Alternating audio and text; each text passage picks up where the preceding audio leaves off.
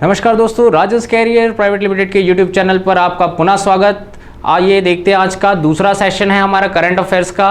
हमने पहला video upload किया था, आप सभी ने देखा, तो ये वीडियो भी आप देखिएगा। आपका करंट अफेयर्स लगातार तैयार होता चले जाएगा। चलिए बिना देरी किए आज का सेशन शुरू करते हैं। तो हमने जो पहला टॉपिक ले रखा है वो पहला टॉपिक क्या है, पृथ्वी 2 बैलिस्टिक मिसाइल का सफल परीक्षण किया गया है। तो पृथ्वी 2 बैलिस्टिक मिसाइल का सफल परीक्षण कहां से किया गया, स्थल जान लेते हैं। इसमें स्थल इंपॉर्टेंट है जानना, ये कहां से किया गया है, ओडिशा से किया गया है। ठीक है, ओडिशा से किया गया है। ओडिशा में कौन से स्थान से किया गया, तो ये चांदीपुर नामक स्थान से किया गया है, ध्यान रखिएगा।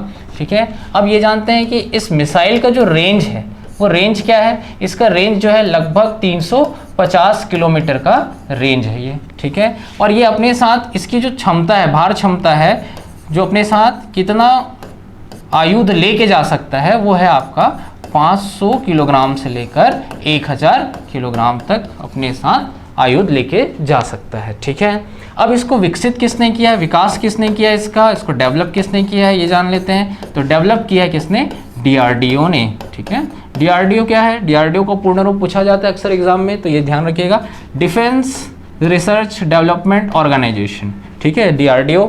और इसका हेड ऑफिस कहाँ है, इसका हेड ऑफिस या मुख्यालय, हेड ऑफिस कहाँ है, इसका मुख्यालय दिल्ली में है, ध्यान रखिएगा, दिल्ली में इसका मुख्यालय है। इसकी स्थापना कब हुई थी, तो इसकी जो स्थापना है सन 1958 को हुई थी। ठीक है, ध्यान रखिएगा, इतना इंपॉर्टेंट है यहाँ से जानना। ठीक, और साथ ही साथ ये भी जानिए कि ये जो पृथ्वी 2 बैलिस्टिक मिसाइल है, ये क्या है, परमाणु हथियारों को भी अपने साथ कैरी कर सकती है। ठीक है, ध्यान रखिएगा। तो चलिए दूसरा टॉपिक की तरफ चलते हैं। दूसरा जो हमने टॉपिक ले रखा है वो है विश्व प्रतिस्पर्धा सूचकांक। तो विश्व प्रतिस्पर्धा सूचकांक हाल ही में जारी किया, 2022 का है ये, वर्ष 2022 के लिए विश्व प्रतिस्पर्धा सूचकांक जारी किया गया है। तो इसमें कुल कितने देशों को शामिल किया गया है, इसमें कुल 63 देशों को शामिल किया गया है।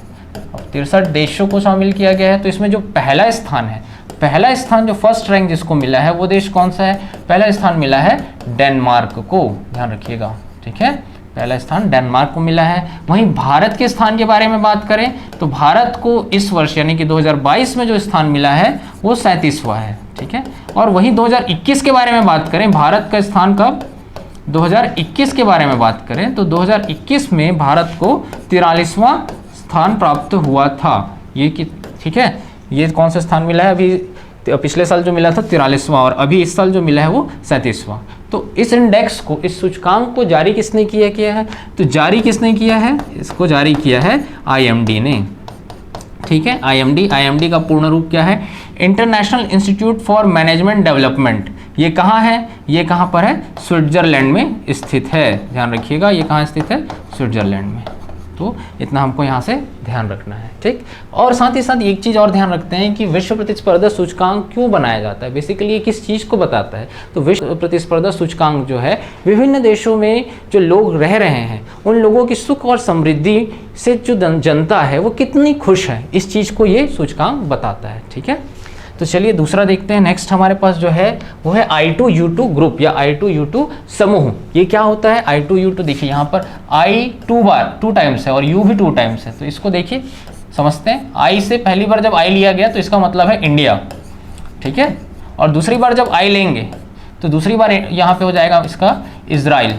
ठीक है, इसका मीनिंग हो जाएगा इजराइल। और U से बात करें तो ये हो जाएगा USA। ठीक है, और दूसरी बार जब यू लिया गया तो इसका मतलब होगा UAE। तो UAE क्या है, यूनाइटेड अरब अमीरात, संयुक्त अरब अमीरात कहा जाता है। ठीक है, तो इन 4 देशों का ये एक समूह है। अब ये समूह क्या है, इसका मुख्य उद्देश्य क्या है, तो ये जो समूह है इसका मुख्य उद्देश्य है कि अमेरिका और उसके जो सहयोगी देश हैं, ठीक है, उनके बीच में जो संबंध है उनको पुनर्स्थापित करना। नेक्स्ट जो है कि भारत की पहली प्राइवेट ट्रेन, तो भारत की पहली प्राइवेट ट्रेन का संचालन हो चुका है। अब ये जान लेते हैं कहाँ से कहाँ के बीच हुआ है, तो ये हुआ है कोयम्बटूर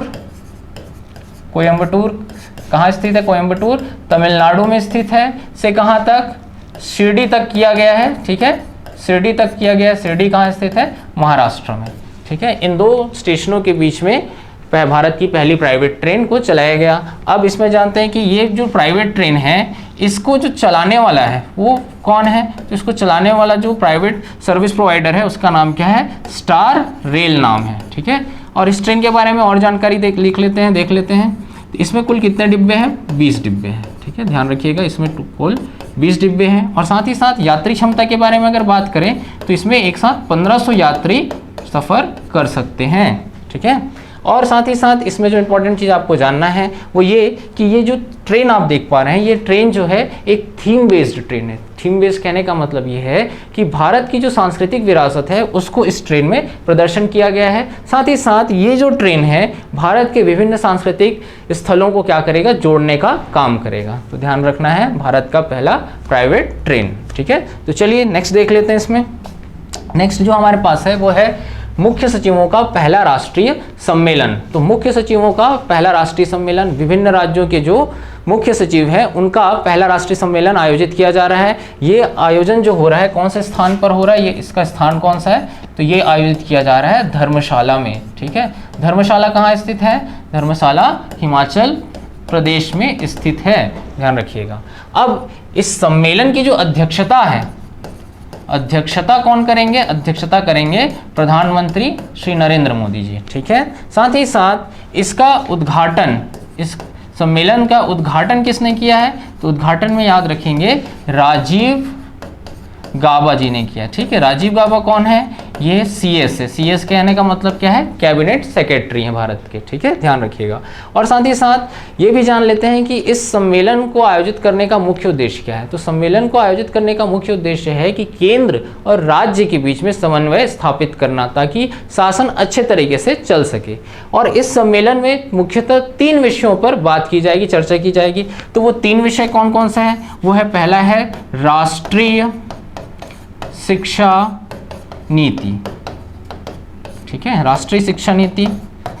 उसके बाद बात की जाएगी किस पर, दूसरा विषय जो होगा इस पर बात करने का वो है शासन से संबंधित, अच्छी तरीके से शासन चला सके। ठीक है, उससे संबंधित होगा। तीसरा जो होगा वो होगा कृषि। कृषि में भी किसमें, फसलों का जो क्या होता है विविधीकरण के विषय में बात होगी। तो ये 3 मुख्य विषय होंगे यहाँ पे चर्चा के, ध्यान रखना इन तीनों चीज़ों को। ठीक है, चलिए नेक्स्ट देख लेते हैं। नेक्स्ट जो हम टॉपिक ले रहे हैं वो है विश्व पवन दिवस। ठीक है, विश्व पवन दिवस जो है, या इसको कहते हैं इंग्लिश में वर्ल्ड विंड डे। ठीक है, वर्ल्ड विंड डे कब मनाया जाता है, ये मनाया जाता है 15 जून को प्रतिवर्ष मनाया जाता है। तो थीम इसका हर साल का अलग अलग रहता है। तो थीम 2022 इस वर्ष का जो थीम है वो क्या है, इस वर्ष का जो थीम है वो ये है कि पवन ऊर्जा के उपयोग के प्रति लोगों को जागरूक करना। ठीक है, और पहली बार कब मनाया गया था, ये पहली बार या इसकी शुरुआत हुई थी सन 2007 में। ठीक है, तो आपको ये चीज़ें यहाँ से ध्यान रखनी है। तो ऐसे ही वीडियोस देखने के लिए बने रहिए राजहंस कैरियर प्राइवेट लिमिटेड के साथ। Thank you.